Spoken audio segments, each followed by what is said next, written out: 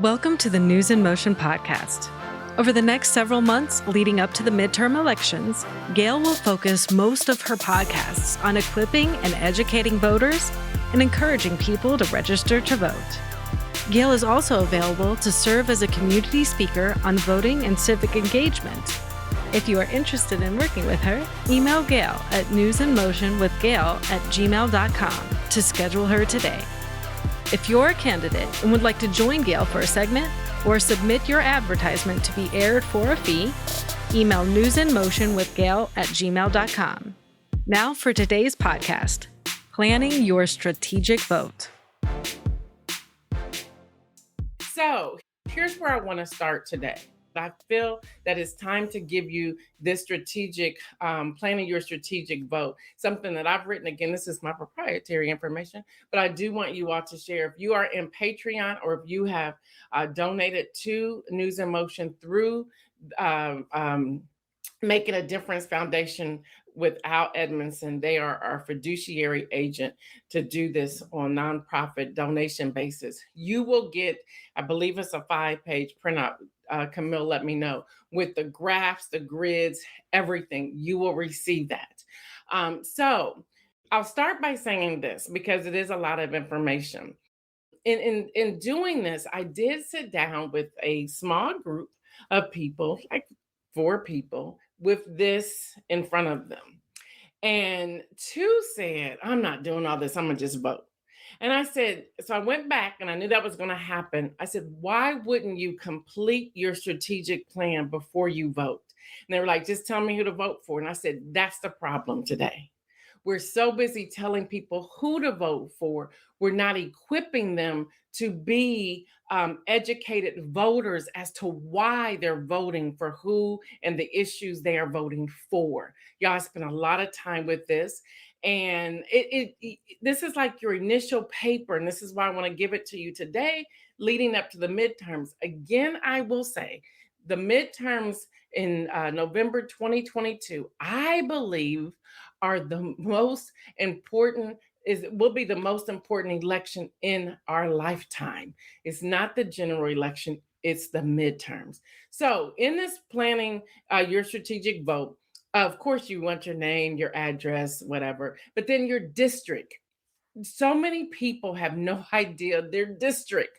If you don't know that, don't be embarrassed.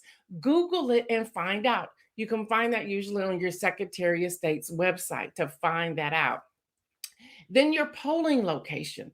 What is your polling location? Where is that located? Will it change? Do they already have poll workers to fulfill that location? Then this is just your general information that you want. Yeah, I'm not even to the questions yet. And the questions are I'm going to do my best to highlight as many. It's funny because my own husband said, you got 100 questions on here. I said, but these are necessary. And he said, yeah, but I'm like, see, If my family, if y'all didn't have me to tell y'all what's going on, I couldn't trust y'all either. But anyway, I asked, who are your current representatives?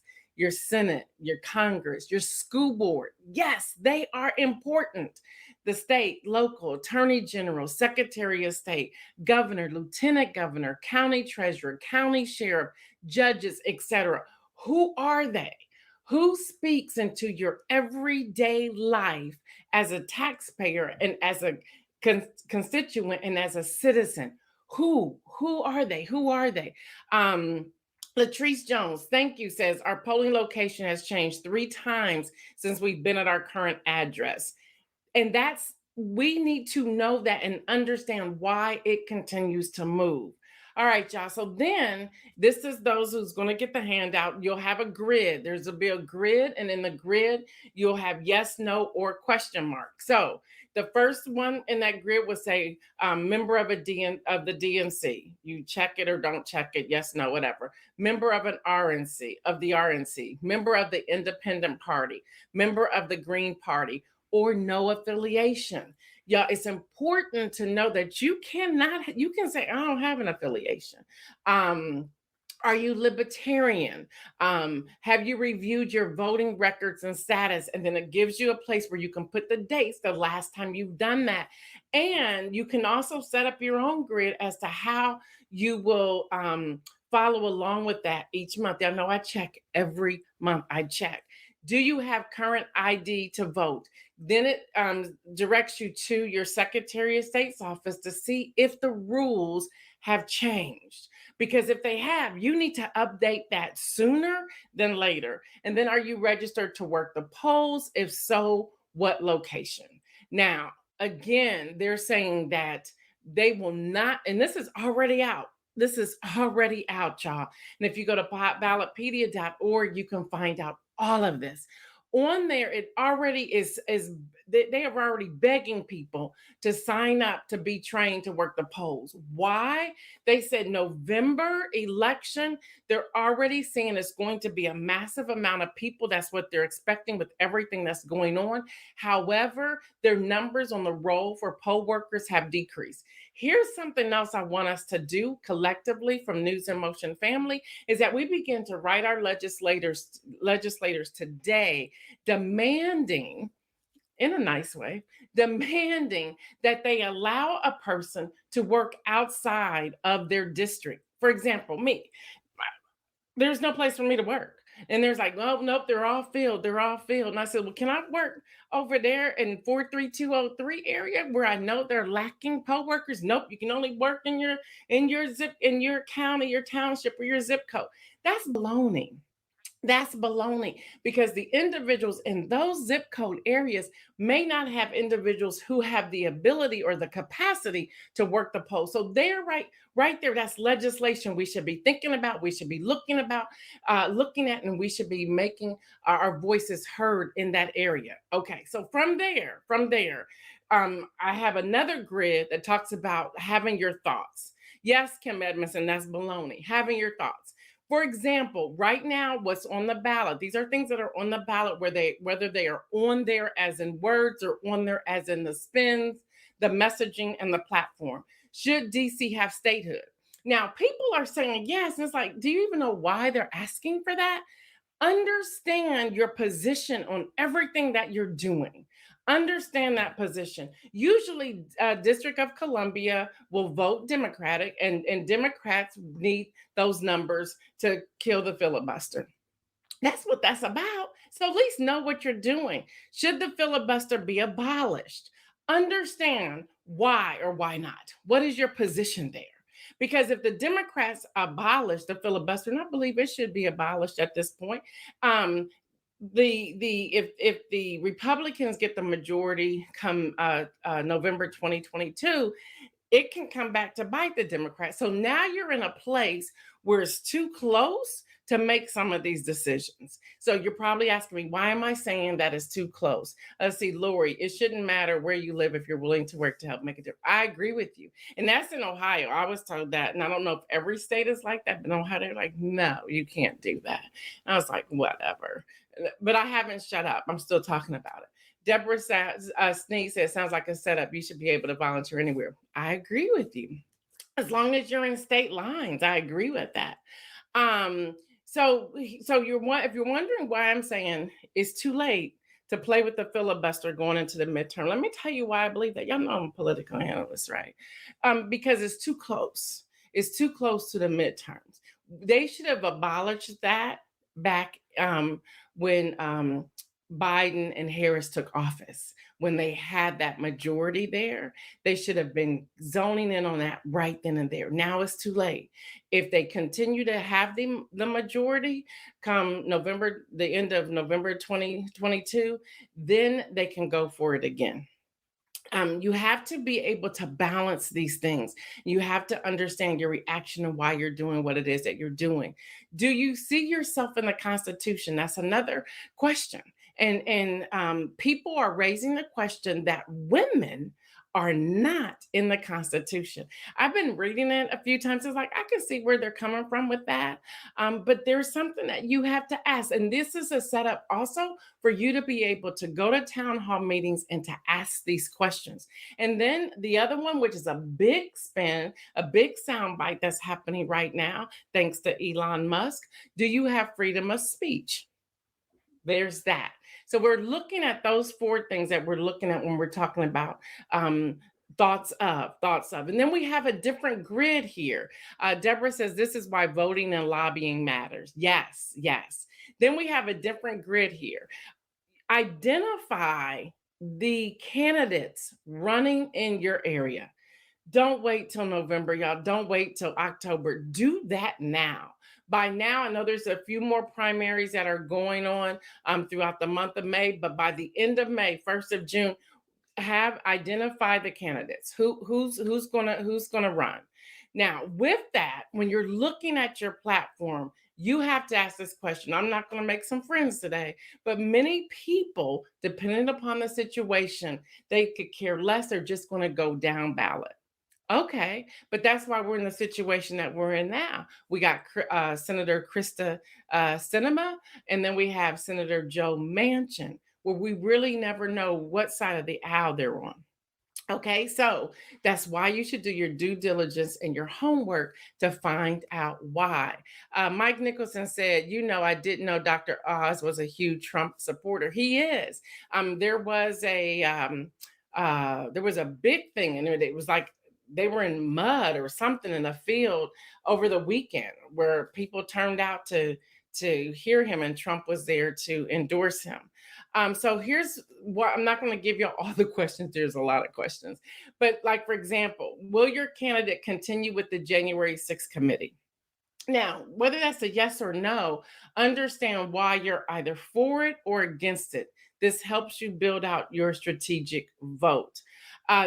Will your candidate defund Medicare? There's a lot of conversation about defunding Medicare. So you need to find out and get to the root. Where do they stand on Medicare issues? What's the pro? What's the con? What's the money? What's the financial piece to that? Who's backing them in that area when it comes to Medicare? Will your candidate support women's health? And you have to understand your position as to why you are either for it or against it. Will your candidate be in favor of canceling student loan debt? People are on both sides trying to decide, is that a good thing or not? What about free college and university education? Building Social Security, immigration, the border, technology. Yesterday, there's a piece that came out. It's signed with the whole technology piece behind. Let me see if I can find it because I did not put it up here. The whole piece behind is called the President Biden and Vice President Harris Reduce Speed Internet Costs. You can go to whitehouse.gov and sign up. They're really targeting the population who is not necessarily able to afford high-speed internet, especially now that many people are still working remotely from home, and there are people who are now doing more and more homeschooling since the pandemic. So that is out there. So you got to think, okay, where am I at with technology? Will your candidate be in favor or against expanding the Supreme Court of the United States? There's a reason why I'm asking all these questions. So just hold on, y'all. The time is flying. Vote for voting rights. That's a big issue. That's a big issue. That should be on the top of your list. Advocate for women to have full rights to their bodies. Ban abortion in the U.S., increase minimum wage, have fair maps. These are all questions, but with each of these questions, there's some research you have to do.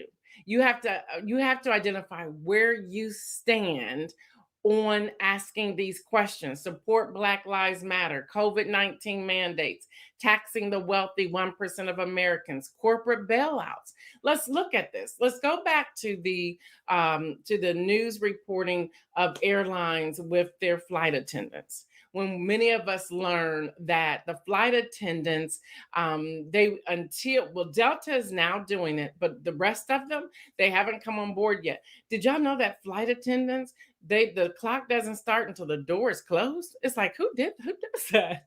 But that's what's happening. Now Delta has come out and said that they're going to start paying their flight attendants the moment that they arrive and they start boarding the plane. The plane is being they're boarding the plane. So that's something like, okay, there was a corporate bailout with that. So you mean to tell me there was a corporate bailout and at the same time you don't pay your people? So where did the money go? Was it fuel? What's happening there? Nikki Burton said she read about that. Yeah, that was an eye opener. But kudos to Delta said, okay, time out. We're going to make sure we pay them. Protection of transgendered people. You know, we've heard a lot that's coming out. We've had a lot of conversation with Governor Greg Abbott from Texas and Governor Ron DeSantis from Florida, and what's happening there with students and protection of students. Internet privacy, cryptocurrency, foreign policy, jobs, book banning. These are questions you have to begin to say, okay, where will my candidate stand on these things? How have they previously voted? Which means there's some work to do behind the scenes. It's not just about going in and saying, I'm going to vote today. It's also looking at, well, how am I going to vote today? What does this look like?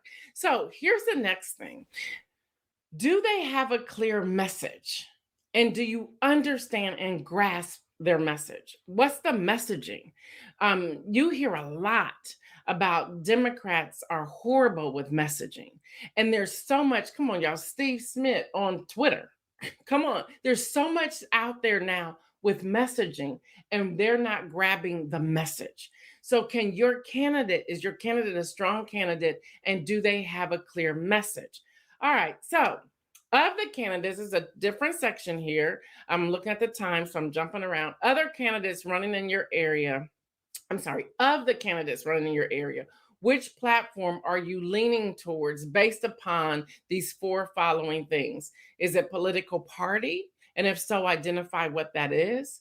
Does it line up with your values and what you are seeking? That's important. The third one, are you going to focus on down ballot voting only? If so, identify that now and determine why or why not you're going that direction. And as the last one is their platform. Their platform is one you support and you can get behind 80% or more. And that key number there is 80% or more, which means that when they go into that office, will they help with your values and morals and things that you want to see 80% of that or more? That's how you begin to weigh. That's how you put together your strategic vote. Yeah, I'm not done, but we got to keep going. Okay, now eyes are on Raphael Warnock, Senator Raphael Warnock, and Herschel Walker in Georgia. Beto O'Rourke and current Governor Greg Abbott in Texas. Representative Tim Ryan and J.D. Vance in Ohio, Representative Val Demings and Senator Marco Rubio in Florida, Senator Ron Johnson and Sarah Godwinski in Wisconsin, Senator Chuck Grassley and Abby Frankenauer in Iowa, and then Stacey Abrams and current Governor Brian Kemp in Georgia. All eyes, not all eyes, majority of the eyes are on those 7 races. So those are going to be key areas. So when you're looking at your strategic vote, those are going to be key areas, and you have to watch to see how those are going to be carried. You may say, I don't live in those areas. But in Washington, those areas are important because it will determine how the votes will go in the chambers, in the House and in the Senate. So even when you're building your strategic vote, you also have to look at what's happening in the other states. Yes, focus on your local. Yes, focus on your state. Focus on your township, your city. Focus there, but you cannot ignore what's going on around, because you can have a landslide win in your city, township, area, or state, but it won't make a difference per se in the outer areas, depending upon once they get to Washington. That's why those things are key. So, general questions that you want to ask yourself in building this out.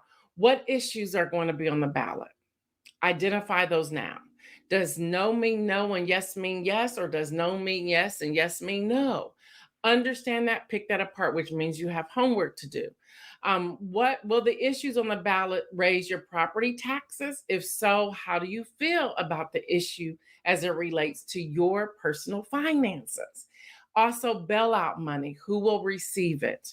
Now, the other thing it's important to do, and again, if you are Patreon or you're part of giving any donation at all, you will get this. List the current bills and legislations being discussed or up for a vote in your state. And we have areas for 5 of those issues. Then we get to determining your money. And what you will give, if any. So questions to ask, because so many of you have asked me this question: what about the money, and how do I break this up? Well, first of all, identify how the money will be spent. If it's the DNC or the RNC or the Independent Party or the Green Party, there's normally a homepage that tells you about the donations, where they go to, how they're divided, and so forth. You can look at that there. But when you go to individual candidates, you'll have to go to their websites to see how the money is being spent. Now, what's being spent on political ads? Remember in 2020, the political advertisement reached 8.5 billion, that's with a B, dollars, across radio, TV, and digital media. This was 30% higher than the 6.7 billion that was projected for that 2020 race. And that included the presidential election as well as the Senate and the House.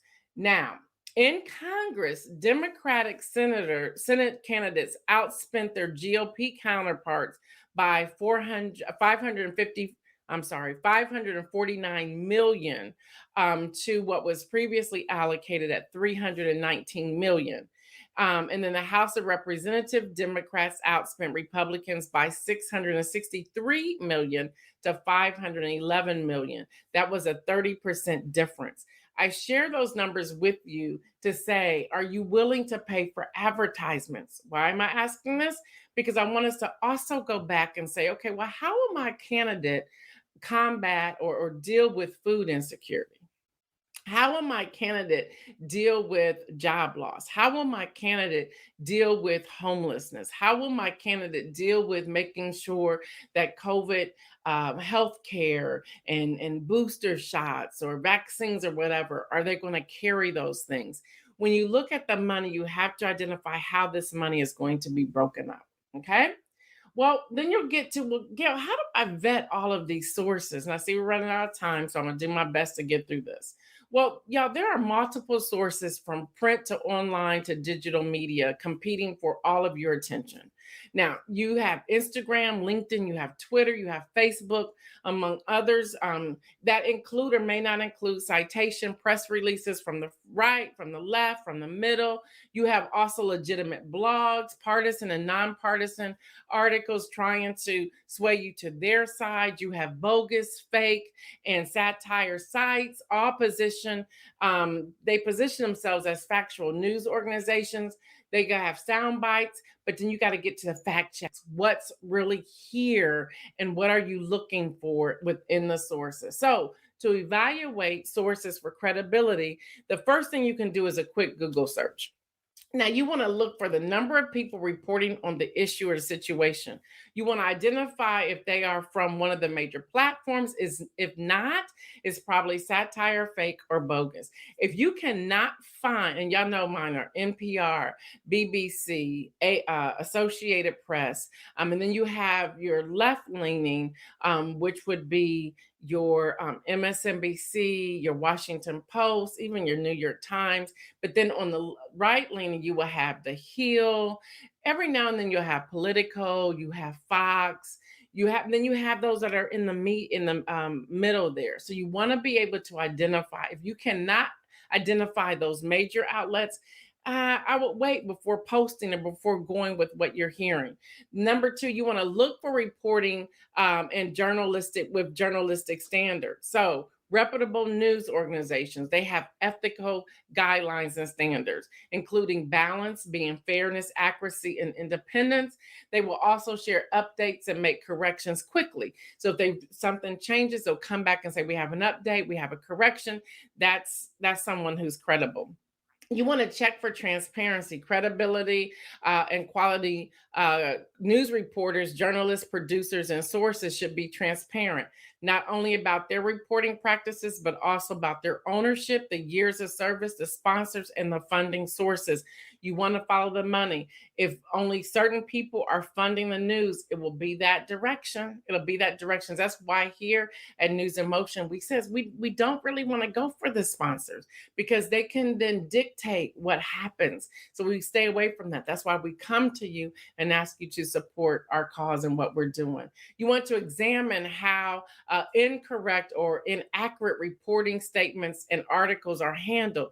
Credible news sources are accountable for mistakes and will usually correct them immediately. And then finally, access multiple news coverage. To vet sources take time. It takes time, y'all. It does.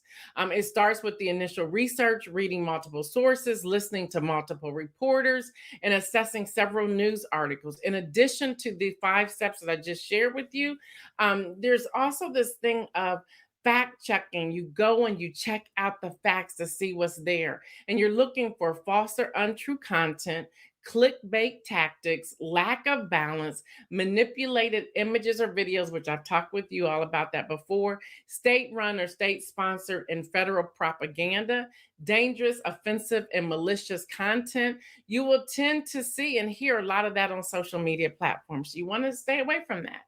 Now, here's something else I want to share with you. Remember that credible sources are never 100% perfect, but information from them is more likely to be accurate. With so much information circulating on online, it may feel overwhelming. You may say, "Forget this. I'm just going to go out here and vote." Yes, Elizabethtown, spelling names, places, images, all of that is a part of it. All of that is a part of it. So y'all know I have I think 6 voting resources. The first one is vote.gov. Vote.gov. That's a great resource. IWillVote.com is another one. WhenWeAllVote.org, Ballotpedia.org, Poll Hero if you want to register to become a poll worker. And I now, because of a year and a half of vetting them, watching them, seeing them unfold, y'all, the LincolnProject.us is amazing, because they're really now in the middle. These are previous GOP pundits, strategists, analysts that have come to the middle. They have come to the middle. So I gave y'all a whole lot of information in a very short period of time, but I want to go into the inspirational message that kind of goes along with what I just shared with you. Adrienne says she loves how Ballotpedia breaks down the facts. Definitely my go-to. Mine too, in many cases. I look at all of them, but that's one, and they stay up to date. I think they change their information every 48 to 72 hours with updated information. So ballotpedia.org is a great one.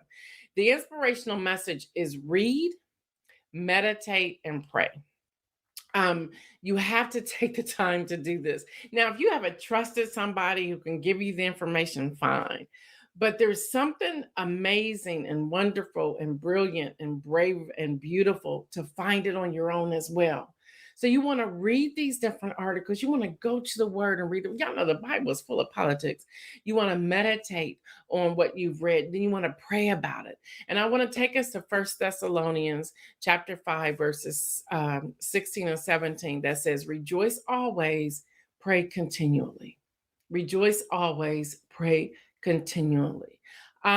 Just rejoice in what's happening. Don't get depressed or defeated in all the news that's coming out. Pray continually. Pray about it. You see what's happening in Ukraine, pray. You see what's happening even in Nigeria, pray. You see what's happening in the UK, pray. You see what's happening in the United States, pray. The prayers of the righteous availeth much. So it's time for us to really pray. But I really want us to get to the place where we are educated voters. where we're not just saying, and I don't know, I know people will push back on this. There's times that you do down ballots, but then there's also times that you sit back and you do your research and say, who's the best person to serve um, my area with me as a constituent? Who is that person? And you don't hear a lot of people saying this. You don't hear a lot. Look, just go to the news sources and go to social media. You don't hear a lot of people saying this. I had someone push back when I said this a couple of weeks ago, and they said, "Your favorite president, President Barack Obama, he says down ballot. He does." I mean, I get where he's coming from. We're trying to get the votes and we're trying to get the numbers. But again, we have two currently that's in there. That's like they're not following suit here. So could someone had went through the whole vetting process to see that they were not the strongest of the people in the landscape to put in those offices and the roles that they serve? Y'all, I'm going to give y'all facts. I'm going to give y'all truth. And I'm going to also give and empower you to do your own research as well. Yeah. And we're right now with what's ahead of us, the Supreme Court, the expansion of Supreme Court, different votes and legislation, healthcare, voting rights, all of that that's out there. You may say, let me just go down ballot because I just need to get the numbers over here. I see the reasoning behind that, but can you guarantee those people are going to vote that way? Can you guarantee that? We also discussed, was it last week or yesterday, where a lot of people are going in as another title, another party, but they're voting a different direction. They just want to get in there because people do know that many people vote down party. So do your research. Thank you all for tuning in today. I know that was a lot. Please let us know in the chat. Was this information you want to continue to hear? What's going on to the high schoolers? Thank you for hanging out with us today. I know Olin Tangi, I'm going to come hang out with y'all sometime next week. But let us know if this is valuable information, if it's too much information. Do you just want the headlines? We want to hear from you because we want to make this news about the community and what's best for all of you. If you want to inbox me, do so. You can just inbox News in Motion. We will get it. If you want to email us, and I think Isaiah has this in there, our email address is newsinmotionwithgail@gmail.com. I believe that's what it is. Yeah, it is. newsinmotionwithgail@gmail.com. If you want me to come to speak to your classroom, you can email us. If you want this to be a part of your school and what's happening there, your programs, let us know. We will try our best to make this happen. Y'all, this right here is a portion, just a portion of what we're trying to do with the News in Motion ambassadors and to go out and do some training. Y'all, we can't wait until September. These things need to happen between now and August. We have a short window here. So I see you all coming in. Adrian saying, great. Nicole Burton says, definitely want to hear more. Deborah Sneed said, good information. Thank you. Camille says, Professor Gail, class in session. Elizabeth says, this is the best source of voter information. So helpful. Thank you. Camille says, love it. Jacqueline says, yes, your information is what drew me to you last year. Wow. Thank you. Thank you. Thank you. All right, y'all, we want to hear more from you. If you want to be a News in Motion ambassador, you're probably asking, what does that entail? It's really sharing information like this. It's finding out the information you need for your city or state. You feed that back to us so we can put it on air to make sure other people get it.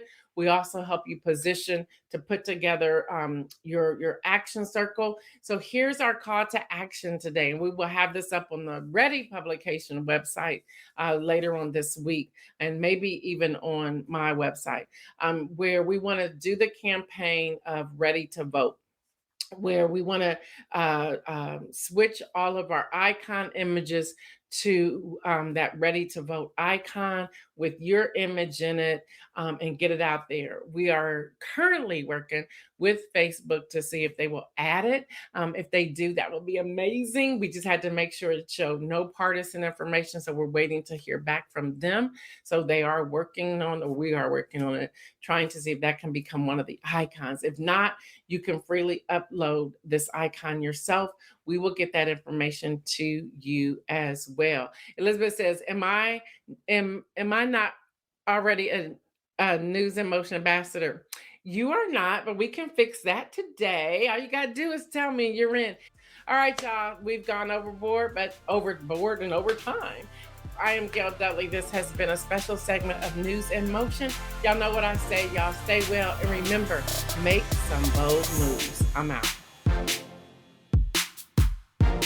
Catch Gail each weekday on News in Motion on Facebook Live at facebook.com/News in Motion or her YouTube at youtube.com/Gail Dudley. You can also follow Gail on Instagram and Twitter at Gail Dudley and visit her website, www.gaildudley.com. Until next week, as Gail always signs off, stay well and remember to make some moves.